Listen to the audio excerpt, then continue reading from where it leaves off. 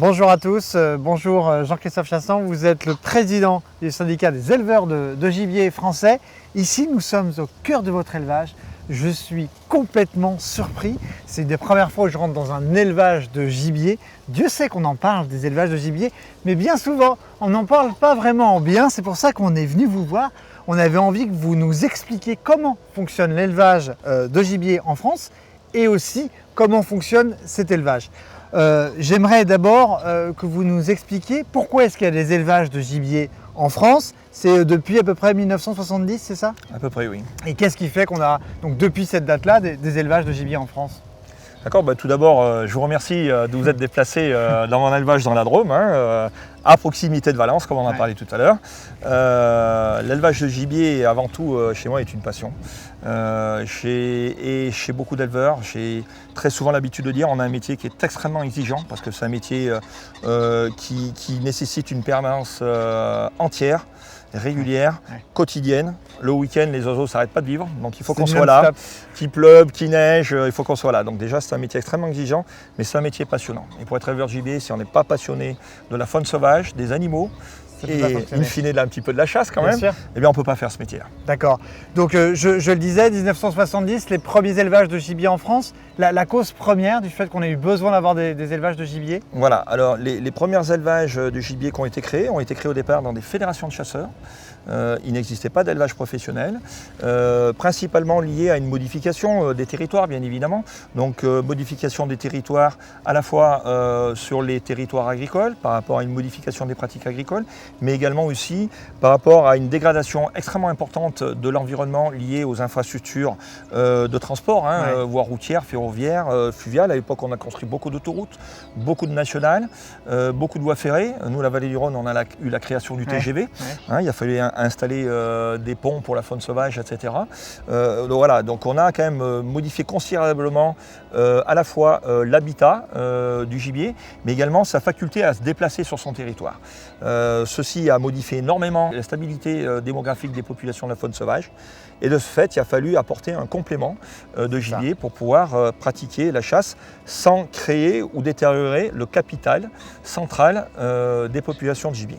Aujourd'hui, on compte à peu près combien d'éleveurs de gibier en France? Alors, notre métier, comme beaucoup de métiers dans l'agriculture, évolue. On avait énormément d'agriculteurs il y a une cinquantaine d'années, comme il y avait beaucoup d'éleveurs dans les années 70 et 2000. Aujourd'hui, nous sommes moins nombreux, mais nous sommes encore environ 350 à 400 éleveurs de gibier en France, répartis en fonction de l'attractivité cynégétique des territoires et des pratiques on va dire, traditionnelles. Parce que justement, aujourd'hui, les éleveurs de gibier, les clients des éleveurs de gibier, c'est exclusivement des chasses et des chasseurs, ou est-ce qu'il y a autre chose que d'utiliser pour le gibier aujourd'hui? Alors effectivement, jusqu'à il y a une dizaine d'années, les clients principalement étaient les chasseurs. Alors, différentes catégories de chasseurs, on peut peut-être quand même le préciser, c'est important pour que les gens connaissent bien notre métier. Il y a les sociétés de chasse dites communales, dites ACCA ou sociétés de chasse communales. Il y a les chasses privées. Il y a les chasses aussi commerciales et les chasses, on va dire, domaniales aussi. Donc on a principalement ces catégories de territoires de chasse. Et je dirais que notre métier a évolué depuis une dizaine d'années, puisqu'on essaie de valoriser aussi ce qu'on appelle la venaison du gibier. À la fois dans les chasses dites professionnelles, où il y a pas mal d'oiseaux qui sont prélevés. Donc il est important de valoriser cette faune sauvage, ce gibier-là. Donc du coup, on met en place aujourd'hui des circuits de revalorisation effectivement, de la venaison. Un dernier point qui est extrêmement important, c'est d'expliquer aux gens quelles sont les différentes catégories de gibier que l'on remet en nature. Aujourd'hui, on ne parle plus de lâcher, mais on parle de remise en nature. C'est extrêmement important. Qu'est-ce que c'est les différentes catégories de remise en nature? C'est un peu ce qu'on voit là, autour de nous. On est rentré avec votre chien tout à l'heure qui a fait lever tous les oiseaux. C'est assez exceptionnel de pouvoir rentrer dans un élevage de gibier avec un chien. Et vous m'avez expliqué, vous m'avez dit, c'est justement pour les faire travailler. Absolument. L'objectif est ce qu'on appelle, c'est de faire de l'ensauvagement. On a un métier, nous sommes des cynégéticulteurs extrêmement importants. C'est l'art en fait de faire reproduire et de produire du gibier, de l'ensauvager pour qu'il soit remis en nature avec toutes les capacités d'acclimatation sur les différents territoires qu'ils vont rencontrer. Ça, c'est extrêmement important. On a trois grandes catégories de gibier que l'on remet en nature. On a le gibier dit de reproduction, qui est un gibier qui va être remis, ce qu'on appelle chez nous, au printemps. Son rôle, tel qu'il le porte, c'est de créer des animaux qui vont être en capacité de se reproduire sur les territoires, donc de faire des nichés. Et de faire de nouveaux petits oiseaux, petits faisans, petites perdrix, etc. Ouais. On a après le gibier dit de repeuplement, qui est un gibier qui va être mis l'été sur les territoires, qui vient densifier les populations déjà existantes.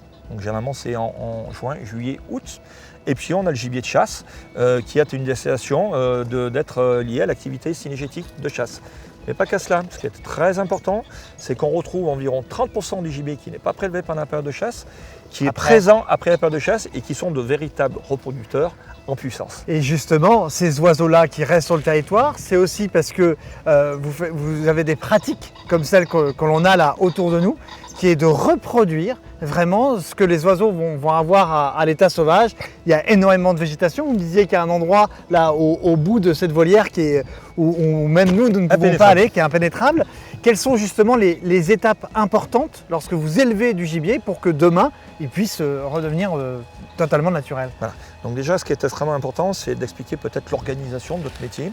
Il y a deux grands volets. Il y a ce qu'on appelle chez nous l'amont, c'est-à-dire les éleveurs qui sont des reproducteurs, qui font de la reproduction de gibier, sont spécialisés dans ce domaine-là, on appelle ça des accouveurs. Ils sélectionnent les souches de faisans. On n'a pas parlé de structure d'organisation, on en parlera tout à l'heure, mais il faut savoir que la filière gibier française est une filière gibier d'excellence. Made in France, j'insiste sur le Made in France, je me base sur le Made in France, c'est un terme à la mode aujourd'hui, mais il faut savoir qu'on est leader européen au niveau de la production de gibier. Notre professionnalisme est reconnu au-delà des frontières de notre pays, notamment par les Anglais, par les Italiens, par les Espagnols, parce qu'on a justement acquis des compétences en termes de techniques de production, ce qu'on appelle les pratiques d'élevage, mais également en termes de qualité et de variabilité de souches d'animaux. Puisqu'on a énormément travaillé sur des programmes scientifiques pour améliorer les souches des oiseaux, pour les rendre le plus sauvages possible. Et ça, c'est ce qui fait réellement aujourd'hui notre particularité, la production de gibier français, d'être en capacité de proposer du gibier extrêmement sauvage. Et puis on innove en permanence dans notre filière, on travaille sur des programmes améliorants en permanence. On a une charte de qualité, justement. Vous voyez, on entend les oiseaux qui volent, on ne les pousse pas, ils volent tout seuls. Voilà, vous pouvez regarder, il n'y a pas de problème. On a du gibier qui a toute la capacité de s'exprimer. Donc on a effectivement des itinéraires techniques sur la partie production. Donc c'est ce qui vient après la partie reproduction. Ce sont ce qu'on appelle les producteurs de gibier, qui élèvent donc des animaux qui vont arriver en poussin d'un jour, jusqu'au stade adulte. Et c'est là, à ce niveau-là, qu'il y a aussi un énorme travail de fait dans l'itinéraire technique de la chaire de qualité. L'objectif est de recréer des conditions le plus naturelles possible dans nos volières. C'est ce en quoi j'essaie de m'employer toute l'année. C'est un travail de longue haleine, mais qui permet de trouver du gibier qui puisse exprimer son caractère sauvage lorsqu'on le remet en nature, qui ait une capacité d'acclimatation aux différents territoires, puisque l'objectif justement dans nos volières, c'est de reconstituer les différents biotopes naturels sur lesquels ils pourront retrouver lorsqu'ils seront remis en nature. Donc on a différentes zones, ce qui est important dans une volière, que les gens comprennent aussi comment on fonctionne. On a des zones, ce qu'on appelle dites dortoirs, où les animaux vont dormir. On a des zones, ce qu'on appelle dites de gagnage, où les animaux vont trouver de la nourriture. C'est ça. Mais il y a une troisième zone que les gens méconnaissent, c'est la zone, ce que j'appelle chez moi solarium. Je suis dans le sud de la France et on a du soleil, c'est important.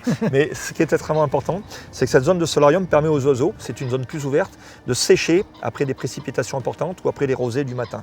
Et ça, c'est extrêmement important, notamment pour la perdrix. Donc dans les biotopes, qu'est-ce qu'on met en place? On met différentes essences. On a donc une partie de zone céréalière. On sème, chez moi, par exemple, je sème du sorgho, du maïs, du blé, je sème de la vesse, du sarrasin, de la moutarde.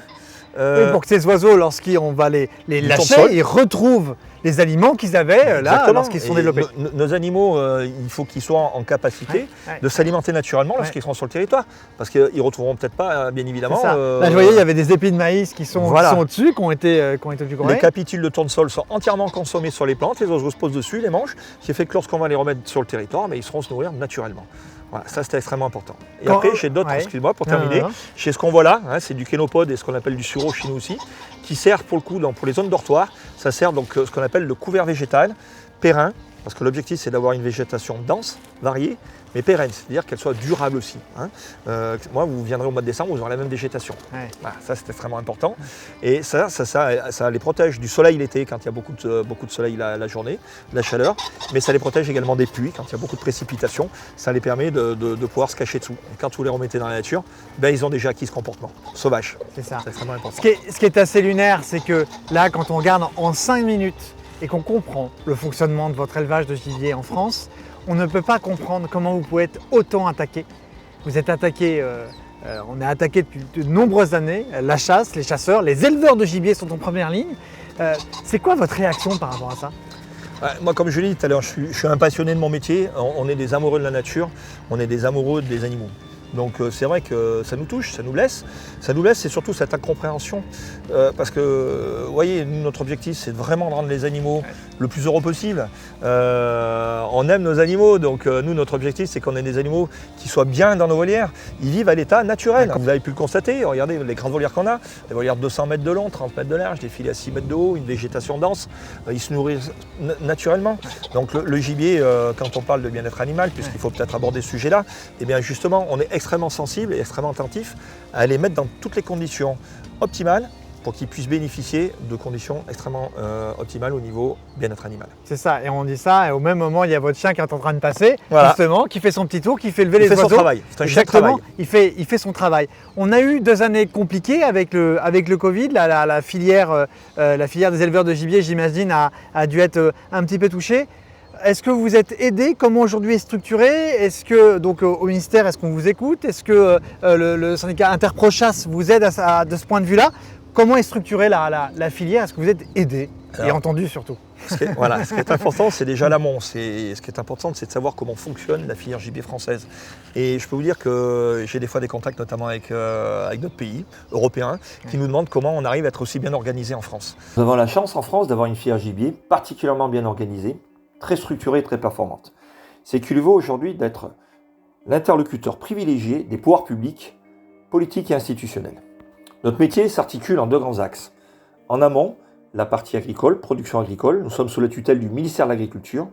Et en aval, la partie remise en nature, nous sommes sous la tutelle du ministère de la Transition écologique. Notre métier est représenté par différents organismes professionnels, dont les principaux sont le SNAS, Syndicat national des accouveurs, pour la partie accouvage, le SNPGC, Syndicat national des producteurs de gibier et de chasse, qui représente l'ensemble de la filière gibier française, dont j'ai l'honneur et le plaisir d'en être le président national, l'interprofession chasse, qui regroupe et qui représente l'ensemble des métiers de la chasse, et la CFA, pour la partie agricole, Confédération française de l'aviculture. L'ensemble de ces organismes-là ont permis de bien représenter la filière gibier et d'obtenir un plan d'accompagnement exceptionnel de la part du ministère de l'Agriculture. La partie institutionnelle, la Fédération nationale des chasseurs, a été également un partenaire privilégié et qui nous a accompagnés dans toute la gestion de crise 2020. Donc, est-ce que justement, pendant la période du Covid, vous avez été quand même aidé? Est-ce que vous dépendez du ministère de l'Agriculture? Est-ce que vous avez été entendu? Est-ce que les différents éleveurs en France ont pu être aidés pendant cette période-là? Ce qui est extrêmement important, c'est de démontrer justement notre crédibilité, notre professionnalisme. J'ai parlé de filière d'excellence tout à l'heure, j'ai parlé de Made in France et de leader européen. Ces 3 critères-là font qu'on a été effectivement entendu. On a été en capacité de démontrer qu'on était organisé, qu'on était capable de réagir par rapport à une situation exceptionnelle, il faut le dire. On a été confrontés, nous, à 3 crises, la filière gibier. Une crise économique avec le Brexit au printemps, avec nos fameux confrères accouveurs, qui exportent beaucoup, notamment sur l'Angleterre. Et puis après, pour la partie production, effectivement, on a été confrontés à 2 crises sanitaires, le Covid, doublé de la crise sanitaire influenza aviaire. Effectivement, on a été extrêmement impactés. Du jour au lendemain, on nous a interdit notre activité, en pleine période de chasse. Ça a été extrêmement impactant, lourd, moralement et psychologiquement, parce que c'était une énorme responsabilité de ma part et de mes confrères qui m'ont accompagné. On a immédiatement créé une cellule de crise, une gestion de crise, le syndicat des éleveurs de gibier, avec Interprochasse et nos partenaires, qui sont la Fédération nationale des chasseurs, mais également nos partenaires avicoles, la Confédération française de l'aviculture. On a été accompagné scientifiquement par l'Institut technique de l'aviculture, et ça nous a permis de monter ce qu'on appelle un plan d'action et un plan de sauvegarde. On a monté un plan de sauvegarde pour assurer la continuité de notre activité. Et une fois qu'on a pu monter ce plan-là, on est allé rencontrer notre ministre de tutelle, qui est le ministère de l'Agriculture. Et je peux vous dire qu'on a été extrêmement écoutés et on a été extrêmement bien accompagnés. Le ministère de l'Agriculture a compris nos difficultés, a compris nos enjeux, en a bien pris la mesure, mais tout cela, ça a été un énorme travail de collaboration avec eux pendant de nombreux mois, ce qui fait qu'in fine, en fin de saison, on a eu un plan d'accompagnement économique exceptionnel, jamais rencontré dans la filière gibier, on peut le dire, on a eu un plan économique d'environ 9 millions d'euros d'accompagnement par le ministère de l'Agriculture que je tiens à remercier. Ce qui veut bien dire que justement, si le ministère a investi, c'est pas pour rien, c'est tout le travail que vous avez dit au cours de cette vidéo. Qu'est-ce que tu fais, Jean-Christophe, là? Alors ce que je fais là, c'est une pratique d'agrainage au sol pour habituer les oiseaux à rechercher leur nourriture naturellement au sol lorsqu'ils seront remis en nature. Okay, on ne les met pas dans un endroit précis, on voilà. les met un petit peu partout pour qu'ils aillent... On fait ça plusieurs fois par semaine, hein, on agrène comme ça, voilà, tout simplement. On jette du grain au sol sur différents endroits de la volière, pas concentré justement au même endroit. Donc on leur apporte des céréales, comme aujourd'hui par exemple un peu de maïs, on peut leur apporter du blé, on peut leur apporter des protéagineux comme du pois ou du tournesol, hein, si par exemple c'est des perdreaux qui préféreront ça. Et ce qui est important, voilà, c'est on leur donne du grain entier. Du grain de céréales entier. C'est ça, comme ça ils vont retrouver exactement ça lorsqu'ils vont être lâchés dans la voiture. Voilà. Et comme ça, quand ils sont dans la nature, ils savent, en plus de piocher la nourriture sur les cultures à gibier qui ont été plantées, voilà, sur les cultures gibier qui ont été plantées comme le maïs ou le tournesol, où ils mangent en se perchant directement dessus. Donc quand ils seront dehors, ils auront cette capacité à se nourrir naturellement. D'accord. Voilà, extrêmement important. Très bien. Pour conclure, si vous deviez faire passer un message à ceux qui ne comprennent pas aujourd'hui en France pourquoi est-ce qu'on élève du gibier pour le mettre dans la nature, pour ensuite le chasser, pour ensuite qu'il y ait potentiellement des reproducteurs. Voilà. Si vous aviez un message à leur faire passer là aujourd'hui, ce serait quel message? Le premier, je leur dirais, allez rencontrer des éleveurs de gibier, allez discuter. Le dialogue aujourd'hui est extrêmement important. On a une société extrêmement difficile, conflictuelle, etc. Donc venez nous voir, venez, on a des passionnés qui seront vous parler de notre métier, de vous expliquer ce qu'on appelle nos pratiques d'élevage, nos capacités à innover, à évoluer par rapport à la demande des chasseurs, mais par rapport à la demande de la société. On est extrêmement sensible aux attentes de la société. Et par rapport à cela, on évolue en permanence et notre objectif, c'est vraiment de proposer du gibier naturel, mais du gibier qui se comporte bien et qui soit bien dans sa tête et bien dans sa peau. Très bien. Merci beaucoup. Merci à vous. Merci.